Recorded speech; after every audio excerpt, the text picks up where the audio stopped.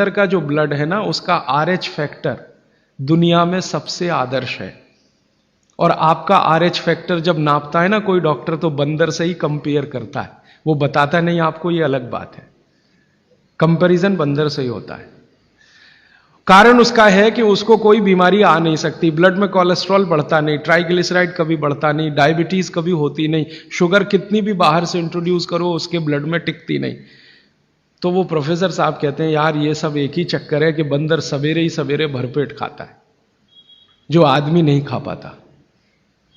तो वो प्रोफेसर रविंद्रनाथ शानबाग ने कुछ अपने मरीजों को कहा कि देखो भैया, बंदर की तरह से खाओ, माने सुबह सुबह भरपेट खाओ।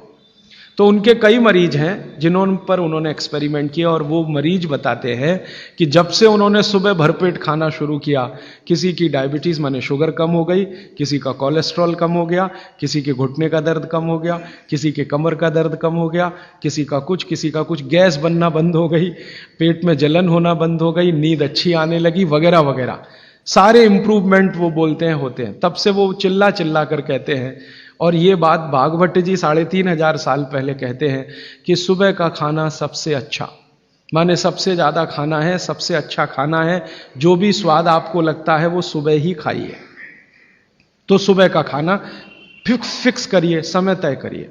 तो समय मैंने आपको बता दिया, सूरज उगा और 2.5 घंटे तक, माने 9:30 बजे तक, ज्यादा से ज्यादा 10 बजे तक आपका भोजन हो जाना चाहिए। और ये भोजन तभी होगा जब आप नाश्ता बंद करेंगे।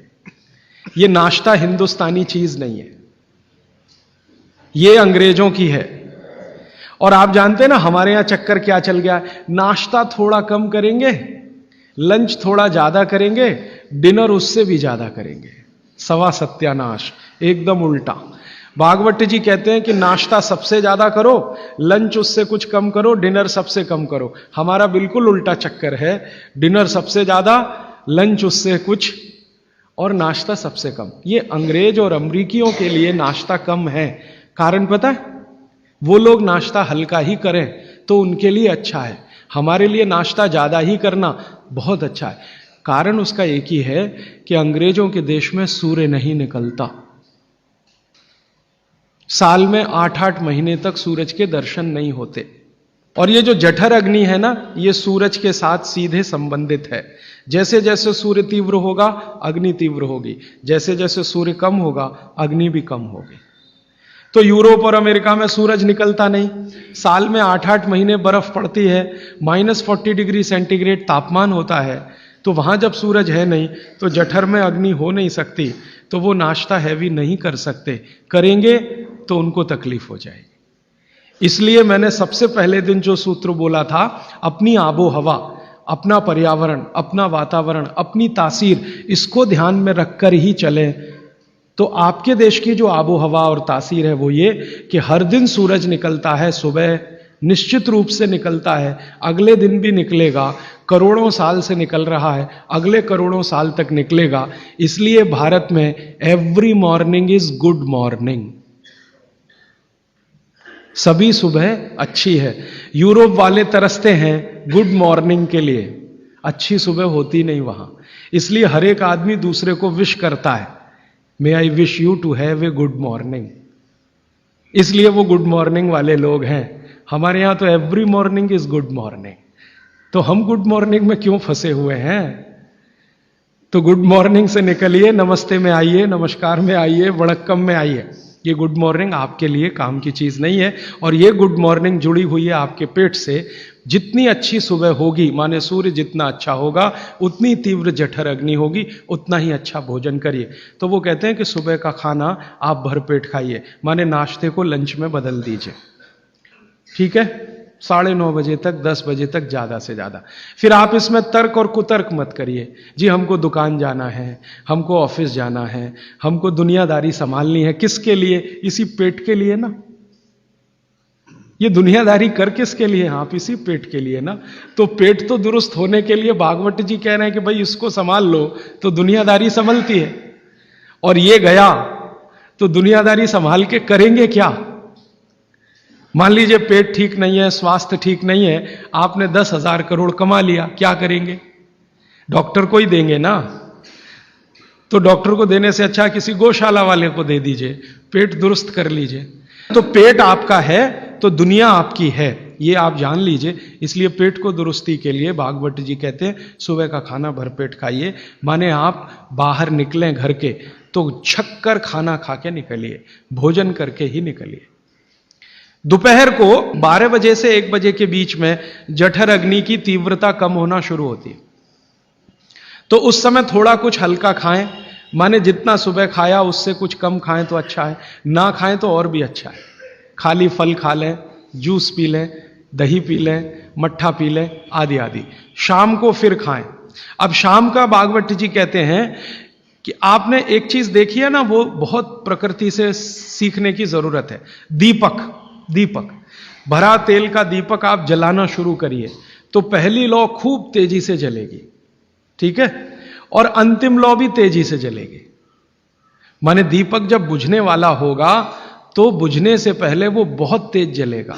यही पेट का भी नियम है।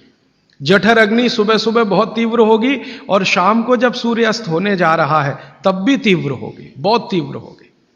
तो कहते हैं शाम का खाना सूरज के रहते रहते खा लो। सूरज डूबा तो अग्नि भी डूबी। तो वैसे तो जैन दर्शन में कहा है रात्रि भोजन निषेध है, भागवत जी भी यही कहते हैं, तरीका अलग है बस। आप अहिंसा के लिए कहते हैं, वो स्वास्थ्य के लिए कहते हैं। वो ये कहते हैं शाम का खाना तो सूरज डूबने के बाद दुनिया में कोई नहीं खाता। गाय को खिला के देख लो, नहीं खाएगी। भैंस भी नहीं खाती, खिला के देख लो। बकरी भी नहीं खाएगी, बकरा गधे को खिला के देख लो, खाता नहीं। हां, बिल्कुल नहीं खाता। आप खाते हैं तो आप अपने को कंपेयर कर लीजिए कि किसके साथ हैं आप। कोई जानवर, कोई जीव राशि सूरज डूबने के बाद खाती नहीं, तो आप क्यों खा रहे हैं? प्रकृति का नियम भागवत जी कहते हैं पालन करिए। माने रात का खाना जल्दी कर दीजिए सूरज के रहते रहते। माने 5-6 बजे के आसपास आपके यहां सूरज डूबता है, 6 बजे या 6:30 बजे, वही समय सबसे अच्छा है डूबने से पहले। अब कितना पहले? तो भागवत जी ने उसका कैलकुलेशन दिया 40 मिनट पहले। सूरज डूबने का समय पता कर लीजिए। चेन्नई में सूरज शाम को 7 बजे डूब रहा है तो 6:20 तक।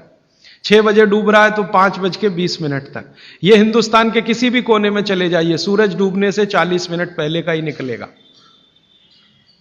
तो 40 मिनट पहले शाम का खाना खा लीजिए और सुबह का तो सूरज निकलने के 2.5 घंटे तक कभी भी खा लीजिए। दोनों समय पेट भर के खा लीजिए। फिर कहेंगे जी रात को क्या? तो रात के लिए भागवत जी कहते हैं कि एक ही चीज है रात के लिए कि आप कोई तरल पदार्थ ले सकते हैं, जिसमें सबसे अच्छा उन्होंने दूध कहा है। साध्वी जी तो वो भी नहीं ले सकते, साधु तो वो भी नहीं ले सकते, लेकिन आप गृहस्थी लोग हैं तो इतनी छूट चाहें तो आप ले सकते हैं।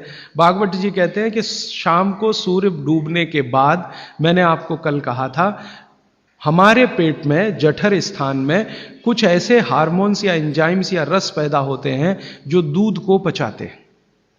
इसलिए वो कहते हैं सूर्य डूबने के बाद जो चीज खाने वाली है वो दूध है, या पीने वाला है वो दूध है। तो रात को दूध रख लीजिए, 6 बजे तक भरपेट खाना रख लीजिए। सुबह का खाना अगर आपने 9:30-10 बजे खाया तो शाम को 6 बजे खूब अच्छी सी भूख लगेगी।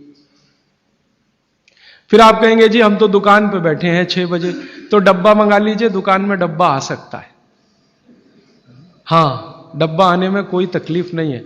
दुकान में आप 6 बजे बैठे हैं, डब्बा आपका आ सकता है। और मैं आपको हाथ जोड़कर कह रहा हूं, आप में से कोई भी डायबिटिक पेशेंट है, कोई भी अस्थमेटिक पेशेंट है, किसी को भी वात का गंभीर रोग है, आज से ये सूत्र चालू कर दीजिए।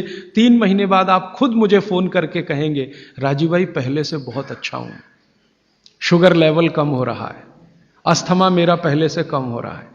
ट्राइग्लिसराइड चेक कर लीजिए और इस सूत्र को शुरू कर दीजिए। 3 महीने बाद फिर चेक करा लीजिए, पहले से कम होगा।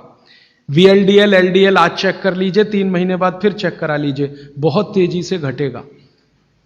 HDL आज चेक करा लीजिए, 3 महीने बाद चेक करा लीजिए, बहुत तेजी से बढ़ेगा। और HDL बढ़ना ही चाहिए, LDL, VLDL कम होना चाहिए। तो ये सूत्र भागवत जी का जितना संभव हो आप ईमानदारी से